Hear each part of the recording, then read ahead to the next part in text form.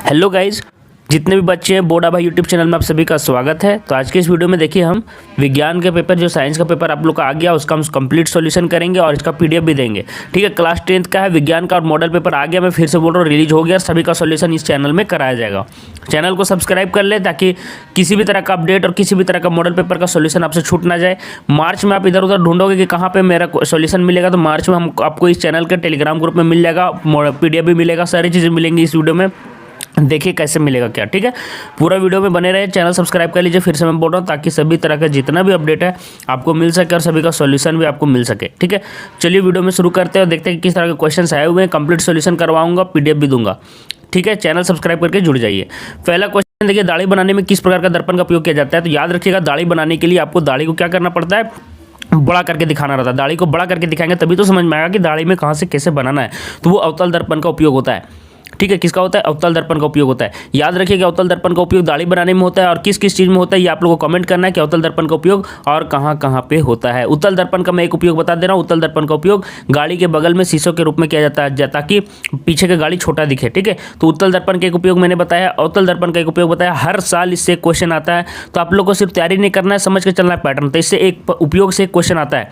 तो उत्तल दर्पण और अवतल दर्पण का उपयोग का आप लोग तीन उपयोग नीचे कॉमेंट कीजिएगा या फिर अपने कॉपी में लिखिएगा। ये मैं होमवर्क भी देते चलता हूँ साथ साथ में। तो तीन आप लोग कमेंट कीजिएगा या लिखते चलिएगा। ठीक है, तो ये हो गया मेरा फर्स्ट क्वेश्चन। आप लोगों को मैं बता दिया, ये आप लोग को एक इंपॉर्टेंट क्वेश्चन है, दोनों का आप लोग जान लीजिएगा यूज। ठीक है, आता है क्वेश्चन। चलिए सेकंड क्वेश्चन, गोलीय दर्पण में फोकस दूरी एवं वक्रता त्रिज्या के बीच संबंध लिखना था।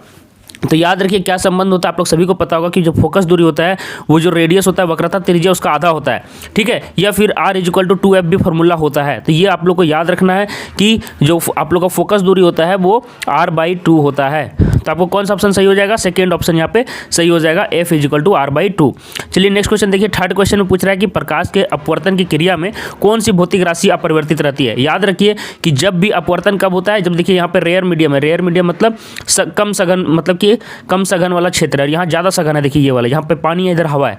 तो क्या होगा, यहाँ पे जब वाटर रहेगा और इधर यहाँ पे क्या ये सॉरी यहाँ पे एयर रहेगा और यहाँ पे वाटर होगा, तो ऐसे आएगा लाइट। तो थोड़ा सा अपना जो डायरेक्शन में जाना चाहिए उससे डेविएशन करेगा और यहाँ पे ऐसे निकल जाता है। तो ये जो ऐसे निकल जाता है बच्चों, तो आप लोगों को मैं बता दूं कि इसमें उनका वेग में अंतर आता ही आता है। वेग में अंतर आता है, इसी के कारण इधर मुड़ जाते हैं।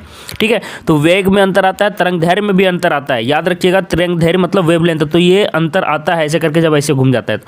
लेकिन आवर्ती में कोई भी फर्क नहीं पड़ता है। ये क्वेश्चन हमेशा रिपीट होता आया है, तो ये बहुत इंपॉर्टेंट है। मैं फिर से बता दे रहा हूँ, इसको आप लोग जरूर से घेर लीजिएगा। आवर्ती वाला क्वेश्चन आता है। ठीक है, तो आवर्ती चेंज नहीं होता है, बदलता नहीं है। 1 मीटर दूरी फोकस वाले उत्तल लेंस की क्षमता आपसे पूछी गई है। तो याद रखिएगा, उत्तल लेंस का जो क्षमता होता है वो पॉजिटिव होता है। ये भी क्वेश्चन आता है, मैं फिर से बता दे रहा हूँ, पॉजिटिव होता है। देख लीजिए यहाँ पे नेगेटिव में भी आंसर दिया हुआ है। तो याद रखिएगा कि पॉजिटिव होता है उत्तल दर्पण का और अवतल दर्पण का नेगेटिव होता है। ठीक है, अब चलिए मैं यहाँ पे बता दे रहा हूँ, याद रखिएगा, सभी कॉपी लेके बैठिए। मैं बता दे रहा हूँ, मेरे चैनल से जितने भी जुड़े हैं सभी लोग, मैं बता दूँ, पिछले साल हमारे से यहाँ से कम 2000 बच्चे जुड़े हुए थे 10th के, और लगभग कितने सारे बच्चों का 75% से अधिक आ गया, लगभग मैक्सिमम बच्चों का है। तो जुड़ के रहिएगा, टेलीग्राम ग्रुप में भी जुड़ जाइएगा। टेलीग्राम को लिंक मैं बाद में बताने जा रहा हूँ। तो 1 मीटर फोकस दूरी वाला तो पूछ रहा है, तो मैं बता दे रहा हूँ, उत्तल लेंस का पॉजिटिव होता है, उत्तल का नेगेटिव होता है। अब एक चीज़ और मुझे बताना था कि डायोप्टर, देखिए फॉर्मूला देख लीजिए, पावर का फॉर्मूला क्या होता है, 1/f। f जहाँ पे क्या है, फोकस दूरी है। फोकस दूरी मीटर में आप लिख सकते हैं, मीटर में। ठीक है, तो ये मीटर में आप लिख सकते हैं फोकस दूरी। तो यहाँ पे 1 मतलब पूछ रहा है 1 मीटर फोकस वाले, तो देखिए 1/1 मीटर कितना आ गया, एक ही आएगा। तो P=1 डायोप्टर आएगा। डायोप्टर क्या होता है, मतलब कि आपका क्षमता, मतलब कि लेंस की क्षमता का क्या होता है, मात्रक होता है। इसी में डायोप्टर में दिखाते हैं, डायोप्टर में D से डिनोट करते हैं। तो क्या हो गया, 1 डायोप्टर। तो 1 डायोप्टर हम लोग पॉजिटिव लगाएंगे क्योंकि उत्तल लेंस है। तो क्या हो जाएगा, बी ऑप्शन आप लोग का करेक्ट हो जाएगा, जो कि आपका क्या होगा, 4 का B। याद रखिएगा, नेगेटिव में आंसर नहीं होगा, उत्तल में होगा। चलिए अगला क्वेश्चन चलिएगा, 4D क्षमता वाले। देखिए 4D क्षमता वाले वही फॉर्मूला पर एक और क्वेश्चन है। ये याद रखिए, क्षमता से एक क्वेश्चन आता है, तो ये आप लोग को कंप्लीट अच्छे से प्रैक्टिस करके रखना है। 4D क्षमता पूछ रहा है, तो P=1/f मैंने फॉर्मूला बताया था। तो P का वैल्यू यहाँ पे दे दिया है क्षमता का 4, तो क्या हो जाएगा, 4=1/f हो जाएगा ना, हो जाएगा। तो फोकस दूरी यहाँ पे जाएगा और ये इसके नीचे एक छिपा हुआ, तो ये क्रॉस मल्टीप्लिकेशन होगा, तो क्या हो जाएगा, F=, देखिए F/1=1/4। ठीक है, तो ये 1/4 आ गया मीटर में। किस में आया है, मीटर में, क्योंकि f का मात्रक मीटर में आता है। तो 1/4 मीटर, तो 1/4 मीटर इक्वल टू कितना होता है बच्चों, 25 सेंटीमीटर, क्योंकि एक मीटर में 100 सेंटीमीटर होता है। तो इसको आप 4 से डिवाइड कीजिएगा तो क्या आ जाएगा, 25 सेंटीमीटर। ठीक है, याद रखिएगा, फिर से मैं बता दे रहा हूँ, P=1/f होता है। यहाँ पे हम क्या करेंगे, 4 को बना ही देता हूँ, 4 बराबर दिया हुआ 1/f, इसके नीचे एक छिपा हुआ है, क्रॉस मल्टीप्लिकेशन कर देता हूँ, f इज इक्वल टू 1/4 आ जाएगा। ठीक है, और ये मीटर में सेंटीमीटर में बदल दीजिएगा, 25 सेंटीमीटर। ठीक है, मैंने सॉल्यूशन भी करवा दिया, जिनको लिखना है आप लिख सकते हैं, ये f है। ठीक है, मीटर में होता है f, याद रखिएगा। तो ये मैंने आपको कर दिया, 5th का बी आंसर आप लोग का सही हो जाएगा। चलिए नेक्स्ट क्वेश्चन में चलते हैं। 6 नंबर में, वाहन के अग्रदीपों में किस तरह का दर्पण का उपयोग किया जाता है। देखिए फिर से उपयोग पर क्वेश्चन मैं बोल चुका हूँ, जो मैं करने जा रहा हूँ कर लीजिए आप लोग। दर्पण के उपयोग, ठीक है, और लेंस का उपयोग, दोनों को आप लोग पढ़ लीजिएगा, ताकि एग्जाम में कहीं से भी आए तो कोई तरह का क्वेश्चन ना छूटे। ये आप लोग अभी कीजिएगा, ये वीडियो कंप्लीट कीजिए। पूरा देखने के बाद जो मैं टास्क देते जा रहा हूँ कॉपी में लिखते जाइए, वो सब करना है आपको, तभी एग्जाम का अच्छा प्रिपरेशन हो पाएगा। तो अवतल दर्पण का देखिए, तो अवतल दर्पण का मैंने 3 उपयोग बताया था। दूसरा उपयोग यहाँ पे आपको मिल गया कि वाहन के अग्रदीपों के रूप में अवतल दर्पण का उपयोग किया जाता है। आप लोगों को 3 इन लोग का उपयोग कॉमेंट करना है। अगला क्वेश्चन देखिए क्या पूछ रहा है कि मानव नेत्र के जिस भाग पर किसी वस्तु का प्रतिबिंब बनता है वो क्या कहलाता है। ठीक है, तो क्या हो गया, क्वेश्चन 7 का आपका हो जाएगा दृष्टिपटल। तो ये सारे क्वेश्चन फैक्ट्स वाले हैं, तो फैक्ट्स वाले क्वेश्चन आप लोग को रटना ही पड़ेगा, और कोई उपाय नहीं, सब रट के जाइएगा आप लोग। तो मानव नेत्र का जिस भाग पर वस्तु का प्रतिबिंब बनता है वो दृष्टिपटल होता है। इसका चित्र होता है ऐसे, यहाँ पे पुतली होता है, यहाँ पे ये होता है, यहाँ पे दृष्टिपटल में आपको क्या होता है, प्रतिबिंब बनता है। तो ये वाला चित्र भी आप लोग याद रखिएगा, अपना किताब में आपको दिया हुआ है। सामान्य नेत्र का दूरबिंदु, देखो यार दूरबिंदु पूछा है, तो दूरबिंदु याद रखिएगा अनंत होता है, इसको अनंत बोलते हैं। और निकट बिंदु कितना होता है, 25 सेंटीमीटर। तो निकट बिंदु अगर पूछेगा, निकट बिंदु याद रखिए, निकट बिंदु जब पूछेगा तो 25 सेंटीमीटर। या फिर देखने का मतलब स्पष्ट देखने का न्यूनतम दूरी पूछेगा, स्पष्ट देखने का, ये भी क्वेश्चन आता है, मैं बता दे रहा हूँ। स्पष्ट देखने का न्यूनतम दूरी, ये आप लोग लिख सकते हैं, स्पष्ट देखने का न्यूनतम दूरी। अगर ये भी पूछ दे आपको तो भी 25 सेंटीमीटर आंसर होता है। ठीक है, लेकिन यहाँ पे दूर बिंदु पूछेगा तो कितना होगा, अनंत होगा। ये आपका डी ऑप्शन सही हो जाएगा, 8 का डी। ठीक है, जो मैं बता रहा जा रहा हूँ नोट करते चलिएगा। नेत्र में जाने वाली प्रकाश की मात्रा का नियंत्रण कौन करता है, तो प्रकाश में जाने वाली प्रकाश की मात्रा को नियंत्रण कौन करता है, तो 9th का आपका ऑप्शन हो जाएगा पुतली। ठीक है, आप देखते होंगे जब आप लाइट में जाते हो, ज़्यादा लाइट में, तो पुतली छोटी हो जाती है, क्योंकि वो चाहती है कि कम से कम लाइट प्रवेश करे, इसलिए आपका आँख क्या होता है, छोटा हो जाता है। लेकिन वही आप रात में देखना, आपका आँख बड़ा रहेगा। ठीक है, क्योंकि पुतली से ज़्यादा लाइट लेना चाहता है। आगे देखिए, प्रकाश मानव नेत्र में प्रतिबिंब की प्रकृति क्या होती है, मानव नेत्र में प्रतिबिंब की प्रकृति कैसी होती है। 10वां का हो जाएगा डी, उल्टा और वास्तविक। याद रखिएगा, उल्टा और वास्तविक बनता है, क्योंकि अवतल लेंस हमारे आंखों के बीच में क्या लगा हुआ है, कौन सा लेंस है, उसके हिसाब से बनता है। यहाँ पे आपका नेत्र में यहाँ पे बनता है उल्टा और वास्तविक। ठीक है, आगे देखिए कि 1 किलोवाट आवर निम्न में से किसकी इकाई है। तो याद रखिएगा, इकाई के हिसाब से आप लोगों को क्वेश्चन आता है। तो शक्ति का भी आप लोग मात्रा याद रखिएगा, वाट होता है, शक्ति का वाट होता है। जैसे 46 वाट देगा तो समझ जाइए कि वो शक्ति बोल रहा है। बल का तो आप लोगों को पता होगा कि लास्ट में न्यूटन लगा हुआ रहता है। ठीक है, तो उसी तरह से ये ऊर्जा का हो जाएगा। याद रखिए, किलोवाट आवर किसका होता है, ऊर्जा का होता है, कि कितना देर कितना किलोवाट आवर। ठीक है, याद रखिएगा ऊर्जा का। 12th क्वेश्चन देखिए आगे हम लोग, 12th में पूछ रहा है कि कूलम किसका मात्रक है। तो कूलम याद रखिए किसका मात्रक है, तो 12th का ए हो जाएगा, विद्युत आवेश। क्या हो जाएगा, विद्युत आवेश। विभवांतर का हो जाता है वोल्ट। ठीक है, याद रखिएगा, सभी का मैं बता दे रहा हूँ आप लोगों को। ठीक है, और देख लीजिए, आप लोगों को विद्युत धारा का आप लोगों को पता होगा एम्पियर होता है। ठीक है, याद रखिएगा, प्रतिरोध का आपका ओम होता है। तो ये सारे क्वेश्चंस आते हैं यार, याद रखिएगा, सारे कंप्लीट करते चलिएगा। विद्युत मोटर एक युक्ति है जो परिवर्तित करती है। याद रखिएगा, क्वेश्चन मोटर जो विद्युत मोटर होता है वो क्या करता है, तो याद रखिएगा कि 13 का बी आंसर होगा, विद्युत ऊर्जा को यांत्रिक ऊर्जा में परिवर्तित करता है। विद्युत मोटर में क्या करते हैं हम लोग, जब विद्युत देते हैं तो वो यांत्रिक ऊर्जा में मोटर के रूप में काम करता है, घूमना शुरू कर देता है। ठीक है, तो क्या हो जाएगा, 13 का बी। ठीक है, अगला देखिए 14 नंबर क्वेश्चन में हम लोग आ गए हैं। 14 नंबर क्वेश्चन में पूछ रहा है कि जल का विद्युत अपघटन किस प्रकार की अभिक्रिया है। तो जल का विद्युत अपघटन आपका किस प्रकार का है, तो 14 का आपका हो जाएगा वियोजन अभिक्रिया। ठीक है, वियोजन अभिक्रिया। 14 का बी आंसर आप लोगों का करेक्ट हो जाएगा। 15th नंबर में देखिए, यहाँ पे पूछ रहा है किसका उपचयन हो रहा है। तो याद रखिए कि उपचयन मतलब होता है ऑक्सीजन का जुड़ना। याद रखिए, ऑक्सीजन जुड़ना को बोला जाता है उपचयन। याद रखिएगा, उपचयन बोलते हैं ऑक्सीजन जुड़ना। अपचयन मतलब जिससे ऑक्सीजन का हटना या ह्रास होना, निकलना। ठीक है, तो ये हटना, तो ऑक्सीजन का जुड़ना होता है उपचयन, लिख सकते हैं आप लोग अपना कॉपी में। और अपचयन मतलब होता है ऑक्सीजन का हटना। तो पूछ रहा है किसका उपचयन हो रहा है, मतलब किस में जाके ऑक्सीजन जुड़ रहा है। तो किस में ऑक्सीजन जुड़ रहा है, H2 में देखिए जाके यहाँ पे ऑक्सीजन जुड़ गया। जो ये होता है आपको पता होगा, ये प्रोडक्ट बनता है। ठीक है, ये प्रोडक्ट है इधर। तो प्रोडक्ट में देखिए H2O जुड़ा हुआ है, तो H2 में जुड़ा है, तो क्या हो जाएगा, किसका उपचयन हो रहा है, तो हाइड्रोजन का। ठीक है, और अपचयन पूछेगा तो अपचयन किसका हो रहा है, Cu का। Cu अपचयित हो रहा है। याद रखिएगा, इस तरह के क्वेश्चन आते हैं। ठीक है, क्योंकि इससे ऑक्सीजन हट रहा है, जिससे ऑक्सीजन हटेगा उस अपचयित होता है। ठीक है, अगला क्वेश्चन देखिए यहाँ पे क्या पूछ रहा है कि दिए गए चित्र में किस प्रकार की अभिक्रिया हो रही है। तो यहाँ पे देखिए एक बात मैं और बताना चाह रहा था, बहुत इंपॉर्टेंट बात है, आप लोग ये नोट कर लीजिएगा। इंपॉर्टेंट बात जितना भी हो मैं मॉडल पेपर में बता देता हूँ ताकि आप लोग समझिएगा। चैनल से नहीं जुड़े, मैं फिर से बोल रहा हूँ, जुड़ जाइए, बहुत हेल्पफुल चैनल है ताकि आपको फ़ायदा पहुँचेगा। इम्पॉर्टेंट बात क्या थी कि याद रखिए आप लोगों को, जितना भी आपको मतलब कि साइंस बुक में चित्र दिया हुआ है, साइंस बुक में जितना भी चित्र दिया हुआ है आपका साइंस बुक में, वो सबका सब चित्र आपको याद रहना चाहिए और उसका सभी का मतलब कि आपको नोट्स होना चाहिए। ठीक है, मैं फिर से बोल रहा हूँ, नोट्स होना चाहिए कि उस चित्र में क्या बोला गया है। चित्र वाला मैं नोट्स बोल रहा हूँ कि सभी चित्र के बारे में देखिए यार, बार बार नोट्स अलग आता है। एक बार धूप वाला आता है, यहाँ पे कटोरा है, यहाँ पे एक आपका रखा हुआ है कंपाउंड और यहाँ पे धूप है। आप लोग देखेंगे आपको क्लास में एक होगा ये वाला चित्र, मतलब लाइट से धूप आ रहा है, बोलेगा कौन सा भी क्रिया हो रहा था। फिर आप लोग को विरकाणु का चित्र दे देगा, ठीक है, उसको चित्र बनाना रहेगा विरकाणु। फिर आप लोगों को क्या दे देगा, श्वसन तंत्र का चित्र बनाने दे देता है। तो जितना भी है, फिर मुकुलन हो गया, ये सारे क्वेश्चन हम बहुत बार देख चुके हैं। ठीक है, फिर अमीबा का चित्र आ जाता है, याद रखिए। तो चित्र कहीं से भी दे रहा है, तो चित्र आप लोगों को तो जरूर याद करना है। मैं फिर से बोल दे रहा हूँ, ये सबसे इंपॉर्टेंट काम है, आप लोग जरूर कीजिएगा ये काम। जितना भी चित्र आपका है साइंस बुक में, सबका आप लोग को रिजल्ट याद रखना है, नोट्स बना लेना है। तो क्वेश्चन नंबर 16 देखो, यहाँ पे डायरेक्ट आपका चित्र से क्वेश्चन आ गया, आप लोग को किताब में मिल जाएगा। बोल रहा है कौन सी अभिक्रिया हो रहा है। तो देखो यार, लोहे की कील है और कॉपर सल्फेट का विलयन है। तो याद रखना कि ये विस्थापन वाला से चित्र से लिया गया था, याद है, जिसमें कम अभिक्रियाशील धातु को जो ज़्यादा अभिक्रियाशील धातु रहता है वो विस्थापित कर देता है। आप लोग पढ़े होंगे। तो ये विस्थापन अभिक्रिया है, आपका सी ऑप्शन सही हो जाएगा। जो भी ज़्यादा मतलब कि अभिक्रियाशील होता है वो दूसरे को स्थापित कर देता है। ठीक है, याद रखिएगा। निम्नलिखित में कौन सा प्राकृतिक सूचक है। प्राकृतिक सूचक किसको बोलते हैं बता देते हैं। सूचक क्या होता है, सूचक भी याद रखिए। सूचक वो होता है जो अम्ल और क्षार के बारे में बता दे कि कौन अम्ल है और कौन क्षार है।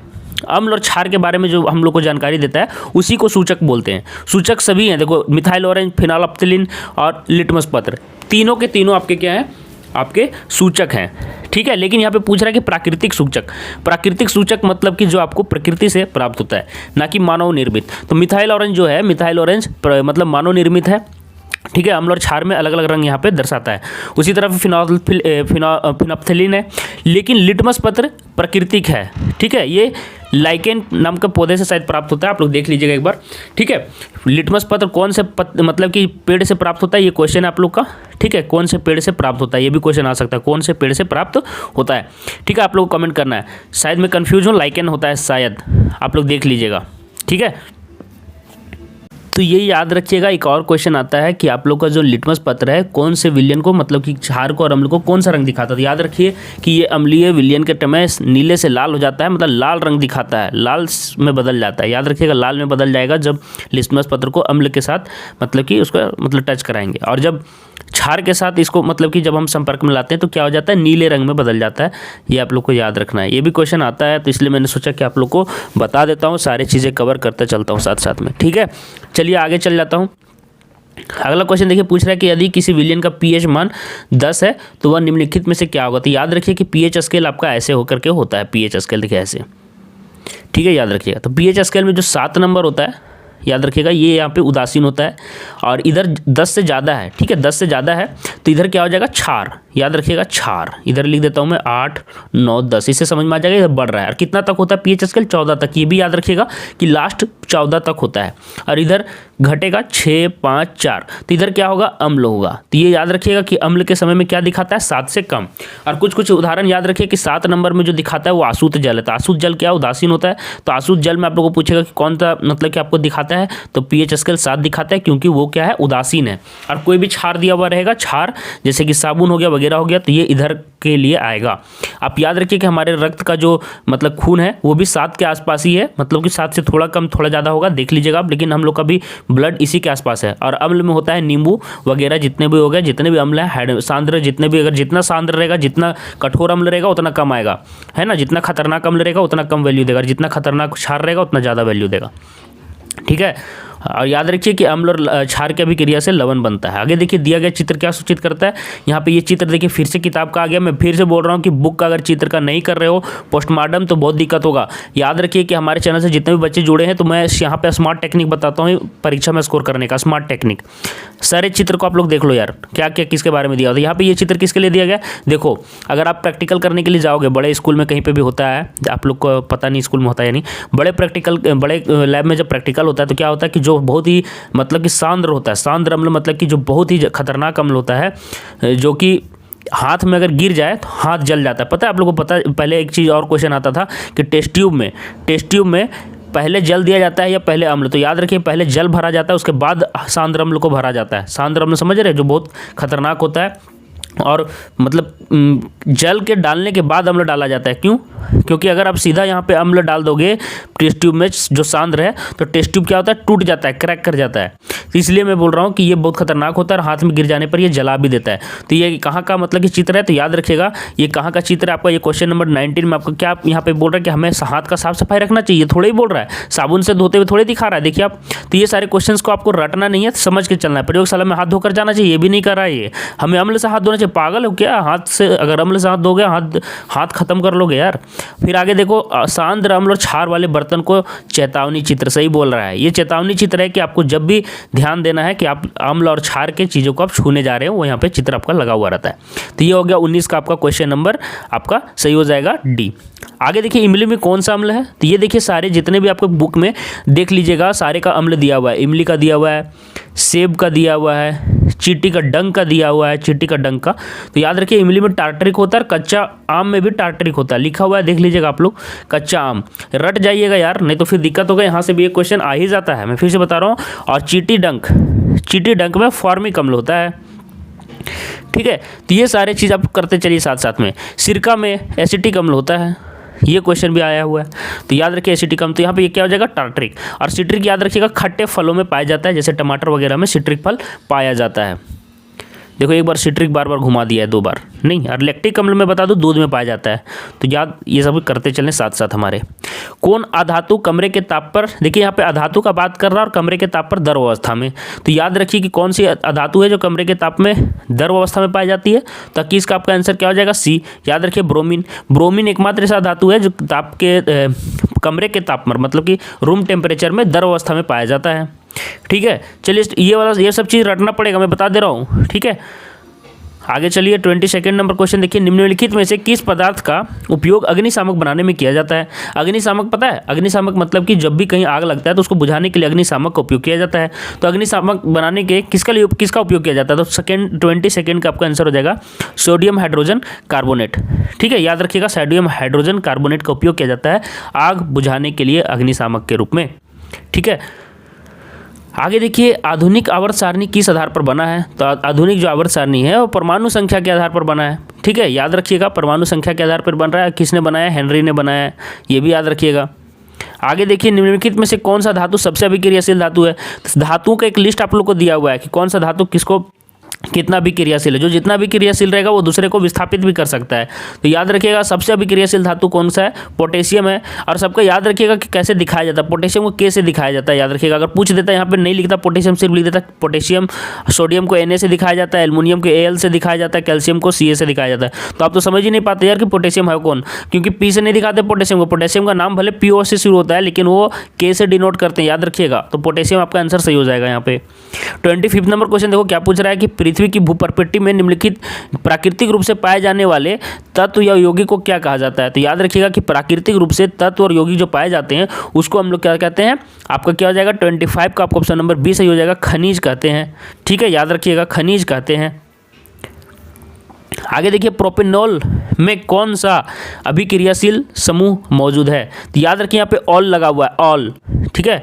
मिथॉल, इथॉल, इस तरह से जब भी लगता है मिथॉल ऑल, तो यहाँ पे याद रखिएगा C2 जैसे H5OH, तो यहाँ पे OH इसका इंडिकेशन होता है, याद रखिएगा ऑल के लिए। तो यही अल्कोहल का मतलब कि इंडिकेट करता है कि अल्कोहल है, तो याद रखिए ये अल्कोहल होगा। कीटोन में ONE लगा हुआ रहता है, ठीक है, और एल्डिहाइड में L लगा रहता है, तो ये आपको पकड़ में आएगा, ठीक है। तो ये अल्कोहल है, जहाँ पे भी OH जैसा दिखेगा, ऑल जैसा जहाँ भी लगेगा अल्कोहल समझ लीजिएगा, ठीक है। प्रकाश संश्लेषण प्रक्रिया में निम्नलिखित में क्या नहीं होता है। तो याद रखिए प्रकाश संश्लेषण प्रक्रिया में क्या होता है कि जो प्रकाशीय ऊर्जा रहती है, याद रखिए प्रकाशीय ऊर्जा जो होती है, जब हम लोग को धूप से इन लोग को मिलता है, मतलब कि सजीव को, पेड़ पौधों को, वो प्रकाशीय ऊर्जा को इसमें किस में बदल देते हैं, ये लोग अपने रासायनिक ऊर्जा में बदलते हैं, ठीक है।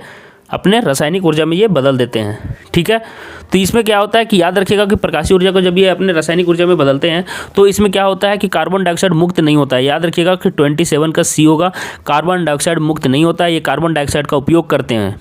याद रखिए कार्बन डाइऑक्साइड का उपयोग किया जाता है खाना बनाने के समय, और ऑक्सीजन का मुक्त होता है। ठीक है, तो ये आपका सही हो जाएगा कार्बन का मुक्त होना, या क्योंकि कार्बन से कार्बन डाइऑक्साइड नहीं बनता इस प्रक्रिया में, याद रखिएगा। ठीक है, CO2 नहीं बनता है, CO2 नहीं बनता। ठीक है, चलिए 28 में देखिए क्या पूछ रहा है। 28 में देखिए पूछ रहा है कि फ्लोएम में खाद्य पदार्थों का परिवहन पौधे में किस दिशा में होता है। तो याद रखिए फ्लोएम और दारू दो आप लोगों ने पढ़ा होगा, कौन जल का करता है संवहन और कौन करता है परिवहन, और ये फ्लोएम किसका करता है ये भी पूछा जाता है। याद रखिएगा कि कौन जल का करता है और कौन भोजन का करता है। ये आप लोग को टास्क है कि जाइलम और फ्लोएम में किसका किसका क्या काम है, आप लोग को कमेंट करना है। तो याद रखिए 28 में हो जाएगा ऊपर से नीचे की ओर, सी आपका ऑप्शन सही हो जाएगा, ऊपर से नीचे दोनों की ओर। ठीक है, ऊपर से नीचे दोनों की ओर, ये क्वेश्चन आप लोग को याद रखना है, ये इंपॉर्टेंट क्वेश्चन आता है। केवल ऊपर से नीचे नहीं होगा, याद रखिए केवल ऊपर की ओर केवल नीचे की ओर नहीं, ऊपर और नीचे दोनों की ओर होता है। याद रखिएगा दोनों की ओर। विरिक की रचनात्मक और क्रियात्मक इकाई को क्या कहा जाता है। तो विरिक के जो रचनात्मक और क्रियात्मक इकाई हो उसको नेफ्रॉन कहते हैं। नेफ्रॉन, इसका चित्र भी आप लोग देखे होंगे, ऐसे ऐसे करके रहता है नेफ्रॉन, छोटा छोटा छोटा। तो यार उसको हिंदी में विरिक्काणु बोलते हैं। देखो यहाँ पे अशुद्धि है, शायद विरिक्काणु ऐसे होगा, विरिक्काणु। ठीक है, तो विरिक्काणु आपका आंसर सही हो जाएगा, विरिक्काणु। अभी मैंने ऊपर बताया था विरिक्काणु का चित्र भी आता है नेफ्रॉन का, याद रखिएगा आप लोग। फल को पकाने के लिए कौन सा हार्मोन उत्तरदायी है। तो कौन सा हार्मोन उत्तरदायी है याद रखिएगा, ये सभी क्वेश्चन आप लोग को रटना पड़ेगा यार, और कोई उपाय नहीं है। तो यहाँ पे इसका सी ऑप्शन सही हो जाएगा, एथिलीन। ठीक है, 30 का कौन सा आंसर हो जाएगा, सी एथिलीन। आगे देखिए एस्ट्रोजन प्रवाहित कौन करता है। तो एस्ट्रोजन याद रखिएगा फीमेल्स में पाया जाता है, मतलब कि महिलाओं में पाया जाता है, और ये आप लोग का 31 का आंसर हो जाएगा अंडाशय द्वारा। ठीक है, लड़कों में टेस्टोस्टेरोन हार्मोन बढ़ता है, याद रखिएगा। आप लोग को याद रखिए ग्रंथि वाला जो पेपर है वो अच्छे से याद कर लीजिएगा कौन किसका करता है। पीयूष ग्रंथि कौन सा मतलब कि हार्मोन छोड़ता है, सभी चीज़ आप लोग देख लीजिएगा। मैं फिर से बोल रहा हूँ ग्रंथि वाला क्वेश्चन इंपॉर्टेंट रहता है। ठीक है, वहाँ से आ जाता है। तो एस्ट्रोजन आप लोग को याद रखिएगा कि अंडाशय द्वारा होता है, क्योंकि इस बार पूरे बुक से कहीं से भी दे सकता है, तो ग्रंथि वाला भी पेपर इंपॉर्टेंट हो जाता है। ये आप लोग आज दिया नहीं है, हो सकता है कहीं दिया हो, देखूंगा मैं आगे जाकर क्वेश्चंस में, लेकिन ग्रंथि वाला पेपर अच्छे से देख लेना कि कौन किसको करता है। इंसुलिन का कौन करता है, ये सब चीज़ पढ़ लेना है आपको। एस्ट्रोजन का जैसे मैंने बता दिया अंडाशय, टेस्टोस्टेरोन का कौन करता है ये आप लोगों को कमेंट करना है, ये पुरुषों में होता है। चलिए विरसन द्वारा होता है, मैं बता देता हूँ। आगे देखिए ये लड़कों में होता है विरसन द्वारा। नर युग्मक और मादा युग्मक के संलयन को क्या कहते हैं। तो नर युग्मक और मादा युग्मक के संलयन को क्या कहते हैं। 30 सेकेंड का आपका हो जाएगा निषेचन, फर्टिलाइजेशन जिसको बोलते हैं इंग्लिश में। ठीक है, आगे देखिए, देखो यार फिर से बुक का चित्र आ गया। बुक से सिर्फ 3-4 क्वेश्चन आप लोग को आ जाएगा, चित्र से अगर नहीं बना के जाओगे तो मरोगे वहाँ पे। मैं फिर से बोल दे रहा हूँ, पढ़ लेना जो मैं बोलता हूँ, इसलिए मैं बोल रहा हूँ कि चैनल सब्सक्राइब कर लीजिए, ऐसा आइडिया आप लोगों को कोई नहीं देगा। और टेलीग्राम ग्रुप में अभी बता दे रहा हूँ, टेलीग्राम ग्रुप में कैसे जुड़ना चलिए बता दे रहा हूँ। ये आप लोगों को क्वेश्चन बता के मैं टेलीग्राम ग्रुप बता देता हूँ, फिर आगे क्वेश्चन करेंगे। और यार आलसी मत बनो, मैं बोल दे रहा हूँ आलसी मत बनो। जितने मैं पेपर करवा रहा हूँ सभी मेरे साथ करते चलो, ठीक है, और कॉपी के साथ लिखते चलो। जितना फुर्ती रहेगा उतना एग्जाम में नंबर भी आएगा, मैं बता रहा हूँ। 1 महीने का 2 महीना फुर्ती अगर आप नहीं करोगे तो नंबर भी कम आएगा। तो ये क्या है, मुकुलन हो रहा है। देखो ये जीव से डायरेक्ट यहाँ पे एक नया जीव ऐसे से निकल रहा है, इसका बच्चा निकलता है। ये चित्र आप लोग देख लेना, मुकुलन होता है। ये क्या होता है, मुकुलन सभी का चित्र है। अमीबा में आप लोग देखे होंगे कि अमीबा बढ़ते जाता है, यहाँ से बगल में से निकलते जाता है, ऐसे छोटा सा इसका केंद्रक टूट के निकल जाता है, केंद्रक, वो आप लोग देखिएगा। ठीक है, पक्षी और चमगादड़ के पंख होते हैं, याद रखिए। अवशेषी अंग किसको कहते हैं, अवशेषी अंग उसको कहते हैं जिसका यूज नहीं रहा। ठीक है, जैसे कि मानव शरीर में पहले घास खाते थे तो घास को पचाने के लिए पाया जाता था एक अंग, लेकिन अब जब घास नहीं खाने लगे तो धीरे धीरे वो अंग क्या हो गया, बेकार हो गया, सिर्फ लटकता है, झूल गया है, तो वो क्या हो गया, अवशेषिंग अंग हो गया। लेकिन यहाँ पे पूछ रहा है पक्षी और चमगादड़ के पंख कैसे हैं, तो पंख और ये कैसे समरूप अंग है। ठीक है, समरूप अंग है, लेकिन यहाँ समझात दिया हो तो समझात आपका आंसर होगा नहीं, तो असमझात आपका अंग हो जाएगा। ठीक है, याद रखिएगा असंजात अंग है, क्योंकि अवशेषी अंग नहीं होगा, क्योंकि ये पंख अपने खुद यूज अभी कर रहे हैं। जीवाश्म में जो मर गया तो ये सब तो खत्म, ये बात तो होगा ही नहीं। आगे देखिए, मेंडल अपने प्रयोग के लिए किसके पौधे को चुना। तो मेंडल आप लोग याद रखना है कि आनुवांशिकता वाला पेपर से बहुत इंपॉर्टेंट क्वेश्चन है। मटर के दानों का प्रयोग किया था और उन्होंने देखा था कि हर मटर के दाने से क्या क्या मतलब प्रभाव आता है, मतलब छोटा लंबा बड़ा जो है ना वो सभी पर उन्होंने किया था। 36 नंबर क्वेश्चन देखिए, पूछ रहा है कि निम्नलिखित में से कौन उत्पादक है। तो याद रखिए उत्पादक हमेशा पेड़ पौधे ही होते हैं, तो क्या हो जाएगा, घास हो जाएगा, बाकी कोई नहीं होने वाला है, क्योंकि बाकी सभी जीव हैं, घास, सांप, मेढक, ग्रास होपर कुछ नहीं होगा। 37 नंबर में देखिए पूछ रहा है किसी आहार श्रृंखला में शाकाहारी का निर्माण होता है। तो मैं फिर से बता दे रहा हूँ शाकाहारी क्या होता है। 37 का ए हो जाएगा, प्रथम पोषीय स्तर का है, ये प्रथम पोषीय उत्पादक हैं। उत्पादक हमेशा याद रखिए कि फर्स्ट उत्पादक जो होते हैं वो प्रथम पोषी स्तर हैं। द्वितीय पोषी है जो पेड़ मतलब कि पेड़ पौधों पर जो निर्भर है, जैसे कि पेड़ पौधों पर जो निर्भर है गाय जंतु, ये सभी हो गए, ठीक है। और तृतीय में जो उनको खा जाते हैं जैसे बाघ वगैरह, आप लोग देख लीजिएगा इसका चित्र, ठीक है। ओजोन परत के अपक्षय के लिए कौन सा जिम्मेदार है, तो याद रखिए ओजोन परत के अपक्षय के लिए CFC क्लोरोफ्लोरोकार्बन, ये भी बहुत इंपॉर्टेंट क्वेश्चन है, याद रखिए। ये क्या करता है, हम लोग का जो मतलब ओजोन है O3 उसके साथ अभिक्रिया करता है और इसको तोड़ देता है, O3 टूट जाता है और जिसके कारण हम लोग का ओजोन में छिद्र आ जाता है, ओजोन छिद्र आ जाता है, जिसके कारण जो प्रकाश मतलब कि सूर्य के किरणों के साथ जो पराबैंगनी किरणें हैं वो हमारे शरीर तक आने लगती हैं, जिससे कैंसर, स्किन कैंसर का होने का भी डर रहता है, ठीक है। त्वचा संबंधी बीमारी ज़्यादा होने लगता है। तो ये सारी चीज़ आप लोग याद रखिए, पराबैंगनी किरणें तो CFC से होता है, ठीक है, याद रखिएगा। ये सारी चीज़ों का आप लोग रिवीजन करते चलिए। निम्नलिखित कौन जैव मात्रा ऊर्जा स्रोत का उदाहरण नहीं है, तो 39 का आपका आंसर हो जाएगा नाभिकीय ऊर्जा, ये आपका जैव मात्रा ऊर्जा स्रोत का उदाहरण नहीं है।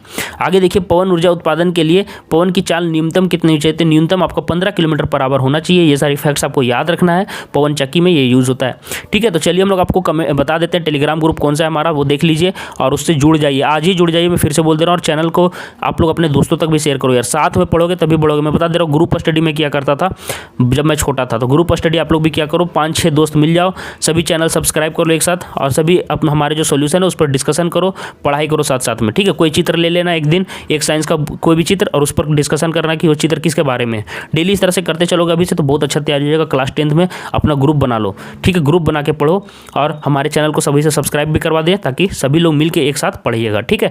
और घर में सेल्फ स्टडी जब कीजिएगा उस टाइम अकेले कीजिएगा। मैं बता दे रहा हूँ, ग्रुप डिस्कशन जो होता है 2 से 3 घंटे से ज़्यादा नहीं देना चाहिए, बाकी रात में सेल्फ स्टडी एकदम अकेले बैठ के करना चाहिए, ठीक है, अकेले, ताकि जितना भी आप लोग जल्दी जो मतलब दिन भर पढ़ें उसको रिकैप कर पाएँ, ठीक है। मिलते हैं नेक्स्ट वीडियो में, मेरा स्टडी प्लान भी आएगा कैसे पढ़ना है आप लोग को। आप लोग हमारे चैनल से जुड़ जाइए। चलिए टेलीग्राम ग्रुप आप लोग को बता देते हैं, वो कौन से चैनल से जुड़ना है, तो 2 चैनल है हमारे, बोर्ड आभार नौ आभा, ये दोनों चैनल से आप लोग को जुड़ जाना है। ये यूट्यूब चैनल है, यूट्यूब चैनल में बोर्ड आभार नौ आभा से दोनों से जुड़ जाना है, दोनों में सोल्यूशन करवाया जा रहा है। तो बोर्ड आभार नौ आभा 2 यूट्यूब चैनल है हमारे, दोनों सब्सक्राइब कर लीजिए। अभी जो आप वीडियो देख रहे हैं वो बोर्ड आभा चैनल पर देख रहे हैं, तो चैनल सब्सक्राइब जरूर कर लीजिए।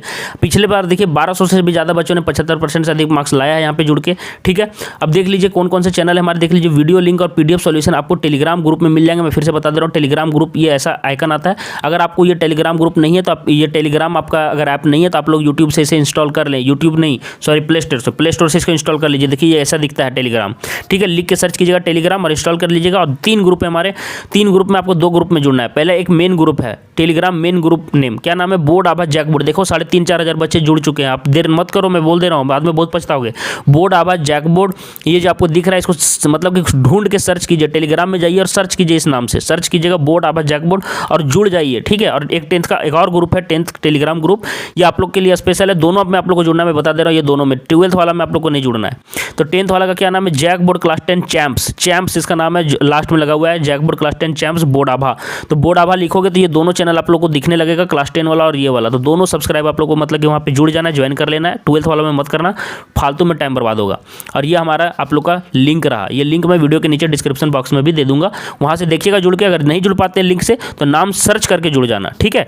चलिए ठीक है, मिलते हैं नेक्स्ट वीडियो में और अपडेट के साथ। धन्यवाद।